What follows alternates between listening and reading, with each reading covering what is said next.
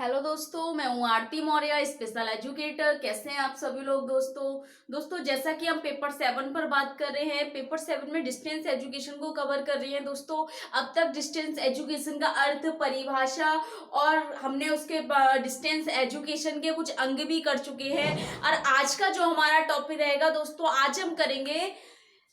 Characteristics of distance education, यानी कि दूरदर्श शिक्षा की विशेषताएं। दोस्तों, सामान्य शिक्षा की हमें पता है, क्योंकि सामान्य शिक्षा एक ऐसी शिक्षा है जिसमें प्रत्येक व्यक्ति को उसकी खूबियां और उसकी विशेषताएं और लक्षण पता होते हैं। लेकिन डिस्टेंस एजुकेशन के बारे में हम पढ़ रहे हैं, तो डिस्टेंस एजुकेशन की कौन कौन सी विशेषता है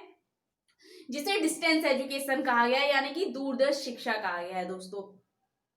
दूरदर्श शिक्षा में दोस्तों, जैसे कि निम्नलिखित ये हमारी कुछ विशेषताएं दी गई हैं दोस्तों। तो स्टार्ट करने से पहले आप वीडियो को लाइक कर दें, चैनल को सब्सक्राइब कर दें, बेल आइकन को प्रेस कर दें, ताकि हर आने वाली वीडियो तक पहुंचती रहे दोस्तों। चलिए दोस्तों, स्टार्ट करते हैं। दूरदर्श शिक्षा की विशेषताएं। जैसा कि दोस्तों, दूरदर्श शिक्षा की विशेषताएं, यानी कि शिक्षा जो हम ग्रहण कर रहे हैं, दूरदर्श शिक्षा यानी कि डिस्टेंस एजुकेशन ले रहे हैं, डिस्टेंस एजुकेशन से कोई डिग्री या डिप्लोमा कोई कोर्स कर रहे हैं दोस्तों, तो उसकी क्या क्या हमें फैसिलिटीज मिलती है और क्या क्या विशेषताएं होती हैं जो कि एक नॉर्मल एजुकेशन में नहीं मिल पाती है और हमें डिस्टेंस एजुकेशन में देखने को मिलती है दोस्तों। तो जैसा कि दोस्तों सबसे पहले दे रखा है शिक्षक छात्र विभेद, यानी कि शिक्षक छात्र विभेद। दोस्तों, मतलब है इसका, इस विशेषता का, शिक्षक छात्र विभेद। विभेद का मतलब हो गया दोस्तों भिन्न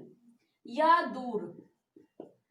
ठीक है दोस्तों, तो शिक्षक छात्र विभेद की एक ये ऐसी विशेषता है जिसमें क्या है, दूरदर्श शिक्षा में कि छात्र और शिक्षक कभी प्रत्यक्ष रूप से इनकी अवधारणा नहीं बन पाती है, यानी कि आमने सामने रहकर ये बातचीत नहीं कर सकते, एक दूसरे के संपर्क में नहीं आते हैं, और ना ही कोई सूचना या निर्देशित सूचना क्या होती है, एक छात्र बिल्कुल साधारण तरीके से किसी एक शिक्षक छात्र को समझा सके या आमने सामने बैठकर किसी कार्यक्रम योजना बनाई जाए, या हम कह सकते हैं कि दूरदर्श शिक्षा में एक ऐसी शिक्षा प्रणाली है जिसमें छात्र और शिक्षक की अवधारणा नहीं बन पाती है, यानी कि देखने को नहीं मिलता है कि एक छात्र और एक शिक्षक दोनों आपस में बैठकर शिक्षक छात्र को कुछ बता रहा है या समझा रहा है, पाठ्य वस्तु या विषय वस्तु दोस्तों। तो शिक्षक और छात्र में विभेद देखने को मिलता है, भिन्नता देखने को मिलती है सामान्य शिक्षा के अनुसार। सामान्य शिक्षा के तहत अगर हम देख सके तो डिस्टेंस एजुकेशन में छात्र और शिक्षक दोनों दूर दूर रहते हैं और इस प्रणाली में दोनों की धारणा नहीं बन पाती है। और ये कार्य कैसे करते हैं जब एक शिक्षक छात्र से नहीं मिल पाता है, इनका क्या होता है दोस्तों, संपूर्ण निर्देश। संपूर्ण निर्देश, क्या इनके संपूर्ण निर्देश पहले से ही बने रहते हैं जिनके अनुसार विद्यार्थी क्या है, शिक्षा ग्रहण करता रहता है, उन नियमों उन निर्देशों का पालन करता रहता है। तो दोस्तों, शिक्षक छात्र विभेद विशेषता का यही मतलब है या यही अर्थ है इस विशेषता का। इसमें क्या है, गुरु तथा शिष्य की अवधारणा देखने को नहीं मिलती है या इसकी अवधारणा नहीं बन पाती है दोस्तों। फिर दोस्तों है शैक्षिक प्रौद्योगिकी। अब शैक्षिक प्रौद्योगिकी क्या है दोस्तों, जैसे कि शैक्षिक तकनीकी, यानी कि शैक्षिक प्रौद्योगिकी का है मतलब है दूरदर्श शिक्षा हम कैसे ग्रहण करते हैं, कई शैक्षिक तकनीकों के माध्यम से हम ग्रहण करते हैं, जिससे क्या है, बच्चा शैक्षिक संस्थान नहीं जाता है और ना ही शिक्षक क्या है कि उस व्यक्ति को, मतलब हम कह सकते हैं डायरेक्ट कोई निर्देश देगा, डायरेक्ट कोई ऑर्डर या डायरेक्ट कुछ बता पाएगा, ऐसा नहीं हो पाता है। तो हम क्या करते हैं, शैक्षिक प्रौद्योगिकी का प्रयोग करके, ये एक विशेषता है जिसमें क्या है, हम शैक्षिक तकनीकों के विभिन्न माध्यमों द्वारा हम शिक्षा को प्राप्त करते हैं, या कोई कोर्स, डिप्लोमा और जो उद्देश्यपूर्ण शिक्षा हम ग्रहण कर रहे हैं उस शिक्षा का उद्देश्य पूरा करते हैं। तो शैक्षिक तकनीकों के माध्यम जैसे हम कह सकते हैं दोस्तों, मुद्रित सामग्री, यानी कि हमारे असाइनमेंट हो गए दोस्तों, या हम कह सकते हैं दृश्य, श्रव्य, ठीक है दोस्तों, दृश्य श्रव्य सामग्री हो गई हमारी, या हम कह सकते हैं दोस्तों दूरदर्शन हो गया, दूरदर्शन, आकाशवाणी, कंप्यूटर हो गया। तो ये क्या है, हमारे शैक्षिक तकनीकों के माध्यम है, यानी कि मुद्रित सामग्री दोस्तों हम कह सकते हैं हमारे असाइनमेंट हो गए, मॉडल्स हो गए, इनको हम तैयार करेंगे, जिससे क्या होगा दोस्तों, हमें अपनी शिक्षा ग्रहण करने में आसानी होगी और ठीक से विषय वस्तु को समझ पाएंगे। दृश्य श्रव्य सामग्री हमारे चार्ट्स हो गए, वीडियोस हो गई हमारी, इनसे क्या होगा, रेडियो हो गए दृश्य श्रव्य में दोस्तों, दृश्य में आ गया हमारा टीवी हो गई, या हम कह सकते हैं वीडियो हो गई, या और श्रव्य में दोस्तों हम कह सकते हैं यानी कि सिर्फ सुनने वाली हमारा रेडियो हो गया, दूरदर्शन केंद्र हो गया। कंप्यूटर द्वारा हम सॉफ्टवेयर अगर हमको मिल जाए तो कंप्यूटर द्वारा हम प्रत्येक शिक्षा को प्राप्त कर सकते हैं दोस्तों घर बैठे बैठे। तो शैक्षिक प्रौद्योगिकी की विशेषता ये है कि दूरदर्श शिक्षा को हम घर बैठकर इन शैक्षिक प्रौद्योगिकी यानी शैक्षिक तकनीकों के माध्यम से दूरदर्श शिक्षा ग्रहण कर सकते हैं। नेक्स्ट है दोस्तों व्यक्तिगत, यानी कि व्यक्तिगत अध्ययन। दोस्तों व्यक्तिगत अध्ययन में क्या होता है, दूरदर्श शिक्षा में जैसे सामान्य शिक्षा में सामूहिक अध्ययन का प्रयोग किया जाता है, सामूहिक शिक्षा होती है जिसमें एक कक्षा में बैठकर विभिन्न शिक्षार्थी और एक शिक्षक के साथ शिक्षा ग्रहण करते हैं दोस्तों। इसमें क्या है, ना कोई संस्थान है, ना कोई शिक्षक है, ना कोई एक जगह है, विशेष स्थान है, ना विधि है, ना समय है, ना अवधि है दोस्तों। इसमें क्या है, क्या है, व्यक्तिगत अध्ययन, यानी कि स्वयं अध्ययन करता है, और इसमें बच्चे को क्या है दोस्तों, स्वयं यानी कि विद्यार्थी को स्वयं अध्ययन करने का अवसर प्राप्त होता है, स्वयं अध्ययन करने का अवसर प्राप्त होता है, ये एक विशेषता है दूरदर्श शिक्षा की। और इसमें क्या है, इस व्यक्तिगत अध्ययन की, इसमें क्या है, सामूहिक अध्ययन नहीं हो पाता, यानी कि दूरदर्श शिक्षा में हम कह सकते हैं सामूहिक अध्ययन नहीं हो पाता है। तो दूरदर्श शिक्षा क्या है दोस्तों, इसमें व्यक्तिगत अध्ययन में बच्चा क्या है, स्वयं अपने आप ही यानी कि स्वयं अध्ययन करेगा, उसको अवसर प्राप्त होगा, स्वयं जो निर्देशित हमारी संपूर्ण निर्देशिक एक हमारी जो पाठ्य वस्तु विषय वस्तु को बनाया गया है उसके अनुसार स्वयं अध्ययन करता है, जिसमें मुद्रित सामग्री तैयार करेगा। दूरदर्शन के द्वारा इन सभी तकनीकों के माध्यम से वह अपने सारे जो हमारी सूचनाएं हो गई, कार्यक्रम की सूचनाएं हो गई, हम कह सकते हैं कि किस तरीके से पाठ्य वस्तु विषय वस्तु को पूरा करेगा, तो उन सभी को वह स्वयं अध्ययन से करेगा। इसमें व्यक्तिगत अध्ययन बोला गया इसीलिए, यानी कि एक बच्चा खुद अपने आप खुद पर निर्भर होकर जो शिक्षा प्राप्त कर रहा है और स्वयं उस शिक्षा को संपूर्ण कर रहा है दोस्तों, इसलिए इस दूरदर्श शिक्षा की एक विशेषता कहा गया है कि व्यक्तिगत अध्ययन। नेक्स्ट है दोस्तों अंश औपचारिक शिक्षा, यानी कि अंश औपचारिक शिक्षा क्या है दोस्तों, अंश औपचारिक शिक्षा एक ऐसी पद्धति है, औपचारिक शिक्षा की पद्धति है जिसमें हम क्या है दोस्तों, अंश का मतलब है इसके विभिन्न अंश हैं छोटे छोटे, जिसमें क्या है दोस्तों लचीलापन पाया गया है, खुलापन पाया गया है, और इसके द्वारा यानी कि औपचारिक शिक्षा जिसमें क्या है पाठ्यक्रम निर्धारित होता है लेकिन लचीला पाठ्यक्रम होता है, इसमें समय अवधि और स्थान दूरी ये निश्चित नहीं होते दोस्तों, इसलिए अंश औपचारिक शिक्षा में हम कहेंगे दोस्तों इसमें पत्राचार शिक्षा, या हम कहेंगे मुक्त शिक्षा यानी कि खुली शिक्षा, हम कहेंगे मुक्त अधिगम, और इन सबको मिलाकर अगर जिस जगह ये सारी चीजें आ रही हैं जिसे हम कहेंगे दोस्तों मुक्त विश्वविद्यालय, जहां इन सारी चीजों का अगर कार्य हो रहा है, इन सारी चीजों को अपनाया जा रहा है, पत्राचार द्वारा शिक्षा दी जा रही है, मुक्त शिक्षा है, मुक्त अधिगम है, यानी कि मुक्त का मतलब है दोस्तों एक तरीके से खुली शिक्षा, ओपन एजुकेशन, खुली शिक्षा जिसे ओपन एंड डिस्टेंस एजुकेशन कहते हैं, तो मुक्त विश्वविद्यालय जिसमें डिस्टेंस ओपन एजुकेशन दोनों ग्रहण की जाती है दोस्तों। तो अंश औपचारिक शिक्षा की ये एक पद्धति है जो मुक्त विश्वविद्यालय हमें प्रदान करता है, पत्राचार शिक्षा, मुक्त शिक्षा, मुक्त अधिगम, ये सारी चीजें, तो इसकी एक विशेषता है दूरदर्श शिक्षा की जिसमें अंश औपचारिक शिक्षा बताई गई है, जिसके अंतर्गत ये सारी चीजें हमें विशेषताएं मिलती हैं, और इन सभी का हम क्या कर सकते हैं आसानी से प्रयोग करके अपनी शिक्षा को पूर्ण कर सकते हैं।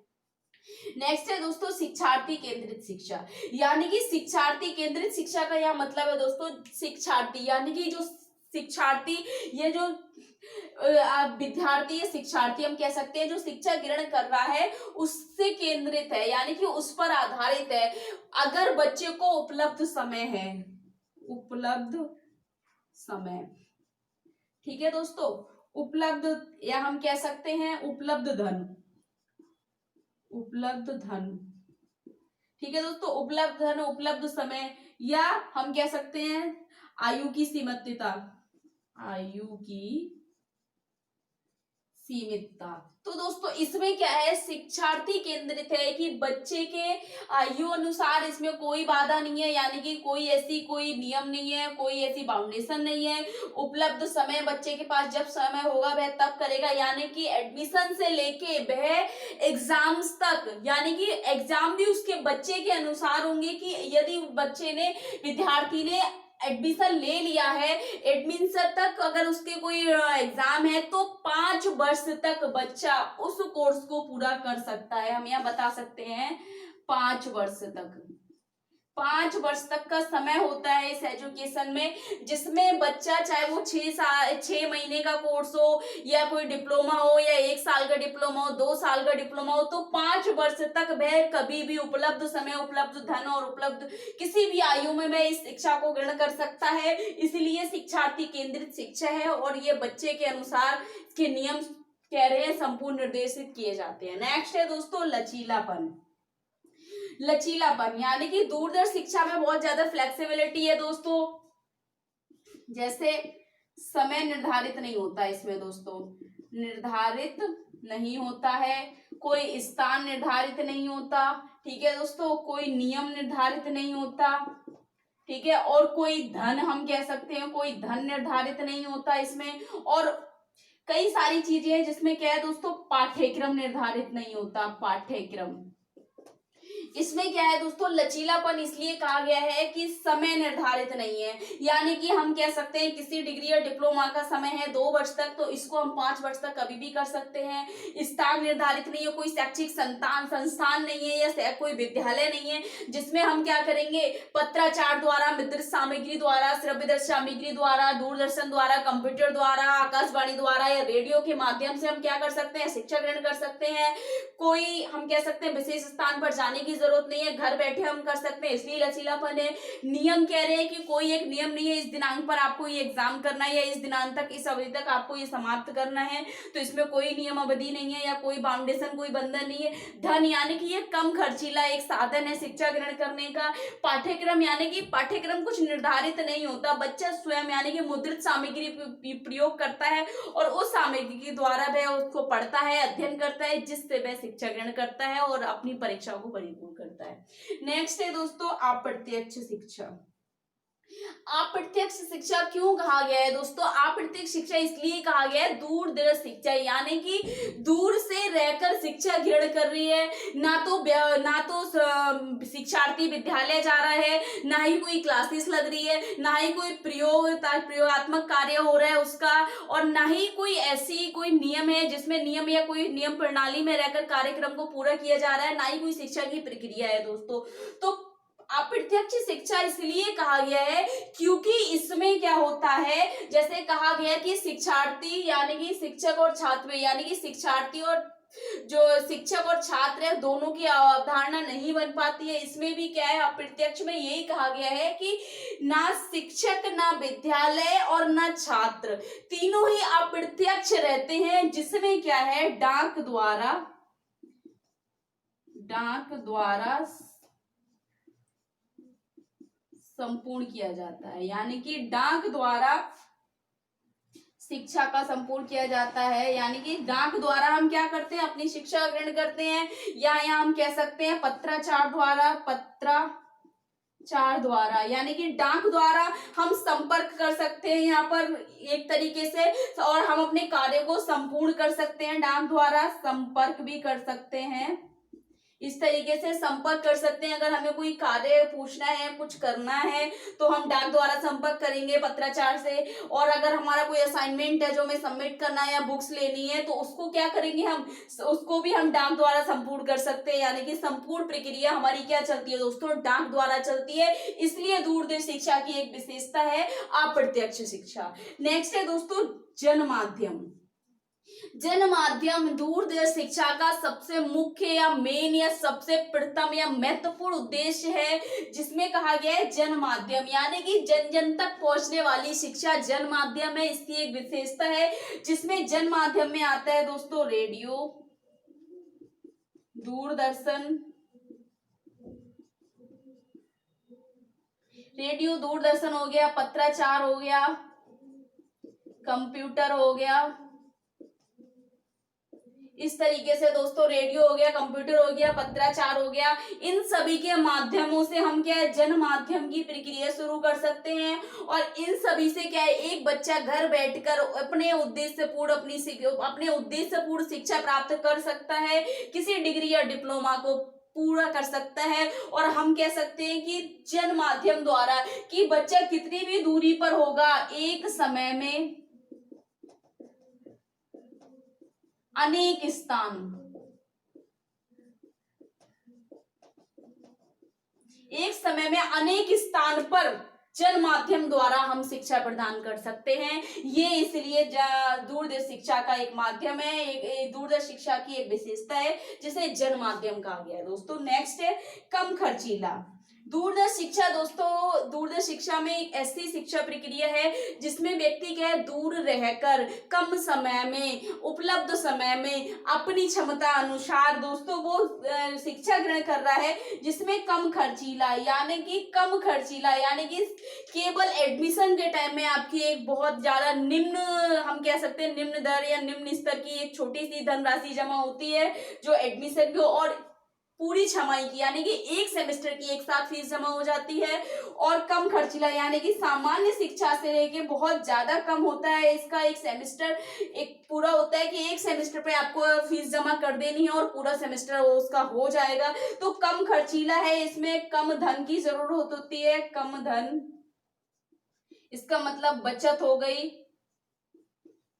धन की बचत हो गई दोस्तों। तो ये एक विशेषता है, कम खर्चीली है दोस्तों, कम खर्च में, यानी कि कम समय में, कम खर्च में हम कोई भी अपना, हम कह सकते हैं डिग्री या डिप्लोमा उद्देश्यपूर्ण शिक्षा प्राप्त कर सकते हैं। नेक्स्ट है दोस्तों समांतर प्रणाली। समांतर प्रणाली से यह मतलब है दोस्तों समांतर, यानी कि समान। समांतर का मतलब हो गया दोस्तों समान, यानी कि एक समान, जिसमें क्या है दोस्तों कि एक तो हम उसकी क्या जेंडर नहीं देखेंगे, क्या जेंडर है, और दूसरा हम उसकी आयु नहीं देखेंगे, आयु नहीं देखेंगे कि व्यक्ति किसी भी उम्र में, हम कह सकते हैं किसी भी उम्र में व्यक्ति दूरदर्श शिक्षा द्वारा अपनी उच्च शिक्षा या अपने शिक्षा का उद्देश्य कभी भी पूरा कर सकता है घर बैठे बैठे। तो समांतर शिक्षा प्रणाली, जिसमें क्या है दोस्तों, कोई भी आयु, कोई भी समय, किसी भी समय, हम कह सकते हैं उम्र की कोई पाबंदी नहीं होती, जिसमें समांतर प्रणाली बताया गया है। इस प्रणाली में किसी भी उम्र का व्यक्ति क्या शिक्षा प्रदान कर सकता, शिक्षा ग्रहण कर सकता है। और हम कह सकते हैं किसी भी विषय वस्तु से, जरूरी नहीं है आर्ट वाला है तो मैथ नहीं ले सकता, मैथ्स वाला है तो आर्ट नहीं कर सकता। तो डिस्टेंस एजुकेशन से, ओपन एजुकेशन से, समांतर प्रणाली द्वारा वह किसी भी प्रकार की कोई भी शिक्षा प्रदान कर सकता है, कोई भी शिक्षा ग्रहण कर सकता है, सॉरी प्रदान नहीं, कोई भी शिक्षा ग्रहण कर सकता है दोस्तों समांतर प्रणाली में दोस्तों। तो ये थी हमारी कुछ विशेषताएं दोस्तों, जो डिस्टेंस एजुकेशन की थी। मोस्ट इंपोर्टेंट टॉपिक है दोस्तों, क्योंकि बहुत ज्यादा कुछ नहीं पूछा जाता है, एक दो विशेषताएं पूछ लेते हैं उदाहरण देकर दोस्तों। तो दोस्तों नेक्स्ट वीडियो में हम बात करेंगे, जल्दी अपलोड कर देंगे नेक्स्ट वीडियो में, डिस्टेंस एजुकेशन का हम क्षेत्रों में बात करेंगे। अगर आपको कुछ डाउट है, कुछ समझ नहीं आया, कुछ पूछना है, तो कमेंट बॉक्स में जाकर कमेंट करें, ज्यादा से ज्यादा वीडियो लाइक करें, चैनल को सब्सक्राइब करें, बेल आइकन को प्रेस करें। Thank you so much.